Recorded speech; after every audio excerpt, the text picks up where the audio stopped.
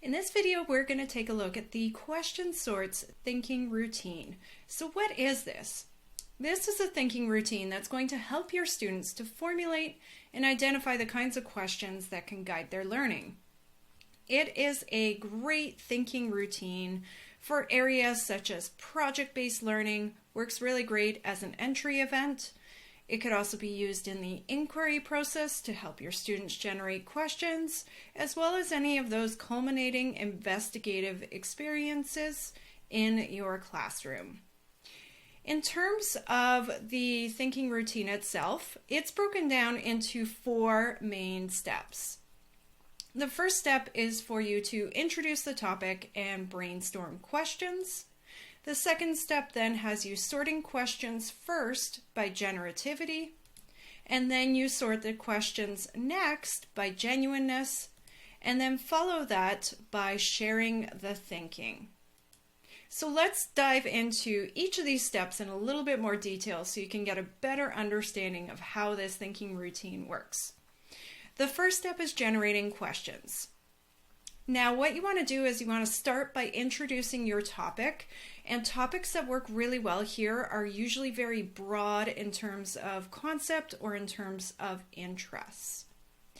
And then you want students brainstorming questions. This could be done individually or in small groups, totally depends how you want to set it up. And your goal at this step is to generate a large bank of questions. So the more questions you have, the better the rest of the thinking routine is going to go. You do have some choices for setting up. You could do this low tech and use big chart paper and sticky notes, or you could do this with a technology enhanced focus and use Jamboard with the sticky notes feature. And after you do this step, you could add in that optional gallery walk just to add a little bit more dimension. So just taking a look, here's an example of the Jamboard template that we have available for you in our one-pager. And really the goal here is to write down as many questions as you can, put 1 question per sticky note, and not to audit your questions at this stage of the thinking routine. Now, you might want to consider using question frames with your students. So we've got a slide of a whole bunch of question frames. This is really helpful when your students are struggling and not quite sure how to add in those questions or how to generate really good questions. So that's something for you to consider. Now, once you've done that step, you want to move on to the sorting process. So you're first going to sort by generativity. So what does this mean? Well, it means how likely is the question to prompt engagement, insight, action, or new understandings on the topic in relation to the other questions in their bank. So this could be done individually again, in small groups, or at this point you could bring it back to whole class and gather all the questions. Again, totally up to you.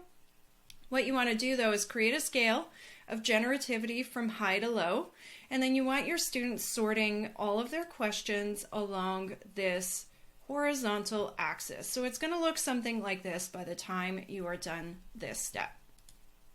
The next step then is to take your questions and next sort them by genuineness. So you're going to consider genuine interest in each question, like have your students ask themselves how much they personally care about or invested in pursuing the question. So then you're going to take your sorted questions horizontally, and you're going to have your students sort now on a vertical axis. So once they've finished this step, they're going to shift them either up or down based on how genuinely interested they are. And so you're going to end up with a matrix of questions like this by the end. Finally, your last step is you kind of want to show your students, like, what does this actually mean? And so in terms of questions that they're gathering, down in the bottom right, those are questions that are not likely to yield much new learning because they are low generativity, low genuineness. The ones above, top right, are usually brief answerable questions, so you could assign those to students and get them to just bring back the answers to class. Bottom left is your backup plan. These are really good questions for inquiry, but they don't align with the interests of your students. So they could be ones you could pursue, but you kind of want to just keep those in your back pocket. And finally, the questions in the top left are what you are aiming for. Those are your best bets for meaningful inquiry because they're both generative and genuine in nature. So once you've explained this, you would have your students share their thinking. So get them to turn and talk to an elbow partner and ask them about similarities and or differences they notice in their best bets questions, or what sort of themes or topics are appearing more than others. And then once they've had that elbow partner discussion, you can bring it back to full group at that point to report back to get a better sense of the thinking here. So those best bet questions are great for starting a unit on inquiry. Use them as a jumping off point for your students to start thinking about the topic in more depth and get going on their project.